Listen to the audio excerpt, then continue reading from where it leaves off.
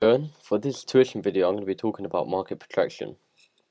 So what market protraction is, by definition, is an expansionary move to seek nearby liquidity and continue market direction. So essentially, during specific times in the day, in the market, price action can determine the day's direction. And let me just give you a illustration of the type of move you'll be expecting. So let's say you have a move to the downside and price is downtrending, yeah? We come back up and we create, let's just for example say equal highs, but it could just be a normal high as well. But for the sake of the argument, let's just say it's equal highs. And then we continue to the downside, right? And then we have a move up to purge this liquidity that's resting above these equal highs, right? Like I've mentioned before, price would have come back down to break structure to the downside. Yeah, we would have came up into a discounted market where we would have had our sponsored candle or inefficiency or uh, any footprint that the market would have left us to enter, and then we would have continued market direction to the downside. So let me give you the outline of what you should be expecting from 7 a.m. to 8 a.m. GMT. What you usually tend to find is price is likely to create an impulse. So if you're looking to short, it will be a bullish impulse. If you're looking to long, it'd be a bearish impulse. And at 11 a.m., usually the market consolidates slash stalls before the retracement, and by 12 p.m. The market usually creates a retracement of the initial impulse. So to correlate this outline with this illustration over here, we had our equal highs here. So liquidity was resting above these highs here that we came up and we captured, correct? We came up and we captured this liquidity. So the expansionary move is this move here. This is the key move. So this would be, for example, 7 or 8 a.m. The consolidation or the stall before the retracement, this doesn't always happen. But the 7 a.m. expansionary move and the retracement are like, they're the moves that you would tend to see. And this would be, for example, your 11 a.m. or 12 p.m. Retracement. Yeah, and this would be your retracement to continue market direction.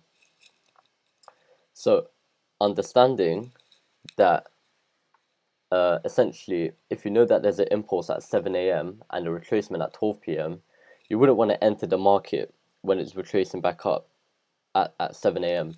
You'd rather wait for 12 p.m. and wait for the first impulse to complete, and then wait for the retracement, and then take a long or short position based on the scenario that you're in. And you just want to wait for the expansionary move to complete. You want it to seek the liquidity, and then you want it to continue market direction. So this is the illustration, the rough outline of the move to expect, and I'm just gonna give you a real life example of this, right? So here we had a high, and above this high we had resting liquidity. So this was yet to be taken out by price, right? Obviously we had a very small inefficiency here that price came up and filled in. So this here was 8 a.m. You can see here, this was 8 a.m., right? So let me just mark this out for you. 8 a.m.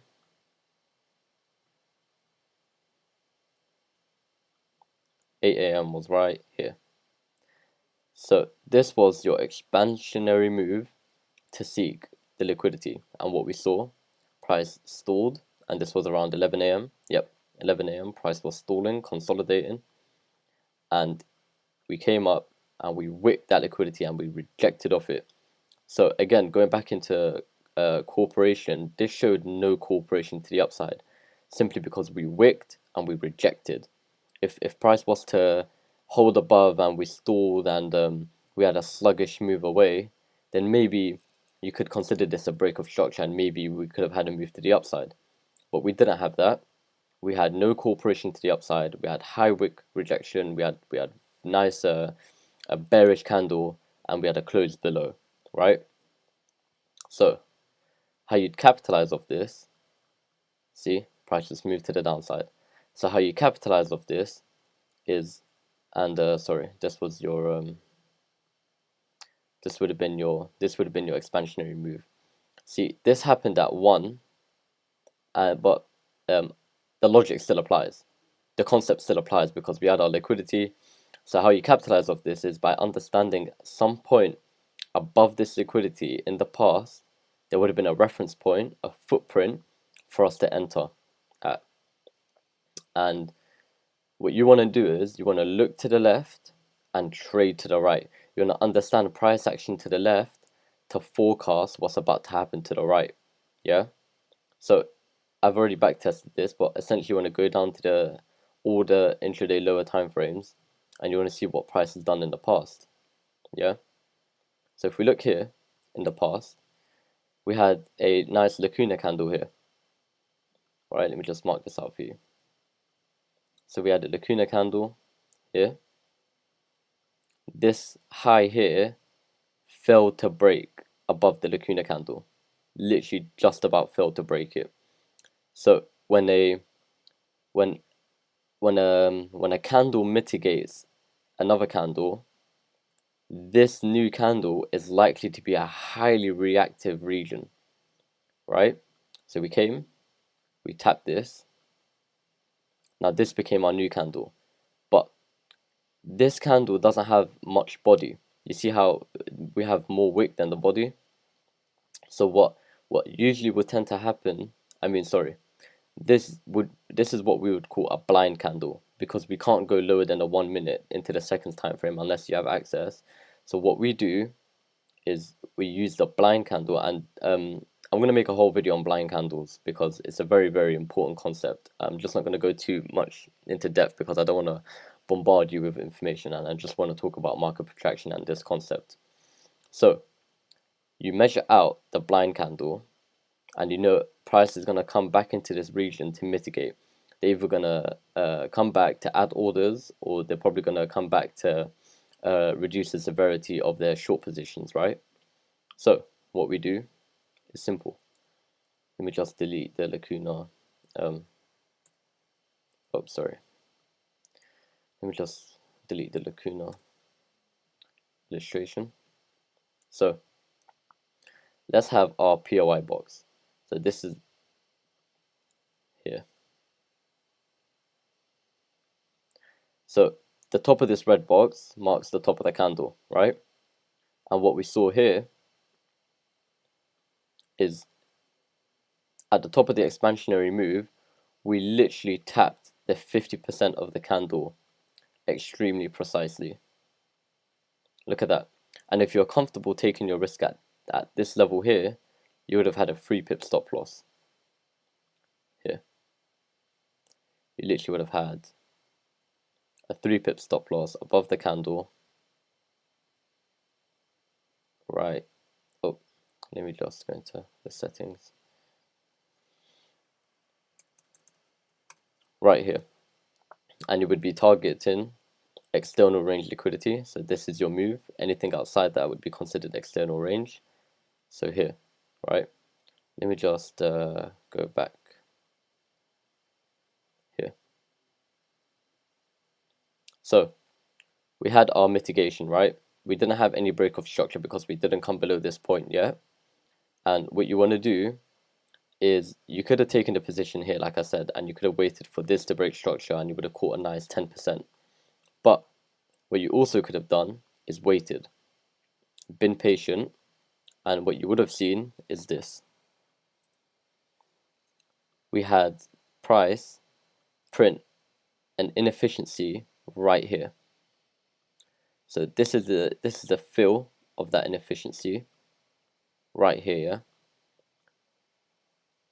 So waiting for price action to come back into a discounted market would have been important. Like I said, if you just simply took a position here, you only would have had a 3 pip stop loss. So if you're comfortable taking the risk there, then by all means. But if you wanted to be patient, you would have seen price came back up into discount. We mitigated out of the inefficiency. And if you look, like I mentioned in the inefficiency video, we didn't break above this candle. Sorry, computer just lagging. Yep. We didn't break above this candle, which means that this inefficiency was valid. And if you took your short position off of the fill, and we had a nice like doji reversal candle, if you took your position off of the fill, again, you'd have had a nice, what is this? Sorry, above the candle, again, 3 pip stop loss, and let's just say you targeted this low here, again, 10% trade, yeah? And now, what you do is wait for this break of structure here. And when that breaks, what you do is bring your stop loss to break even and risk free your position. So let's see how this played out.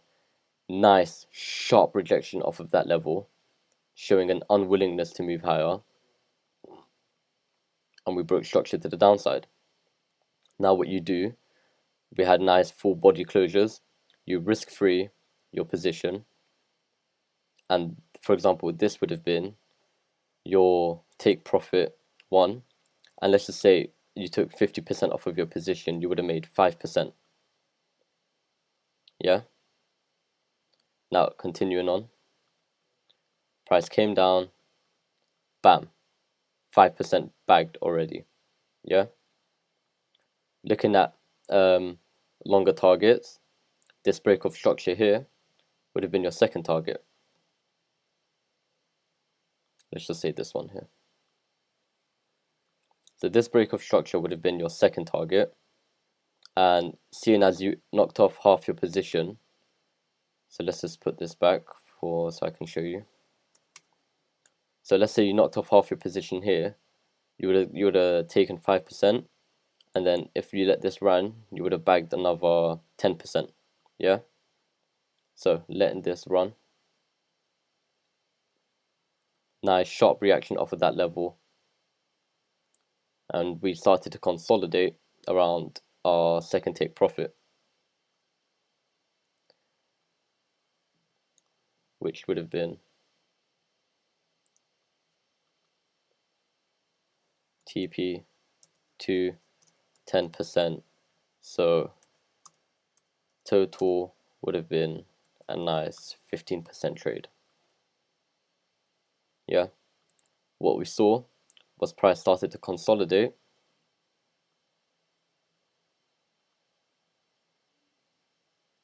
Oh.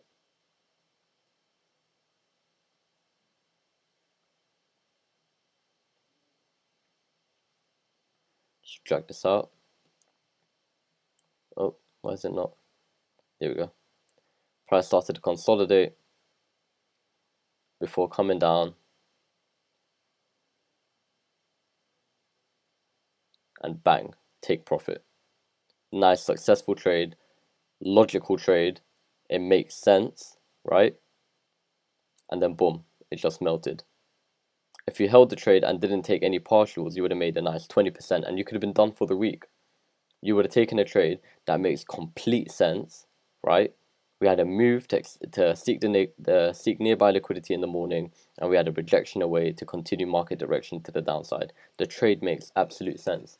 Now, don't make this the deciding factor of every trade. Don't expect this to work out perfectly every single day.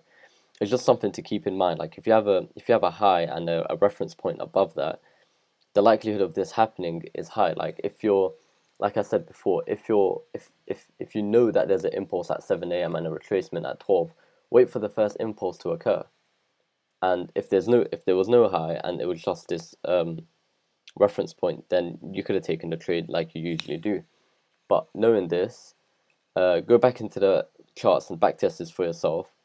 It literally 9 times out of 10, it will work out perfectly.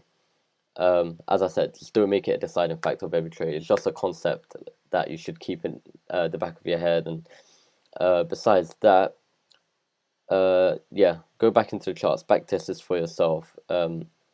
Familiarize yourself with the concept and make sure that this is like something that you can have in the bag, because it's quite useful to understand how the markets sort of move in the morning.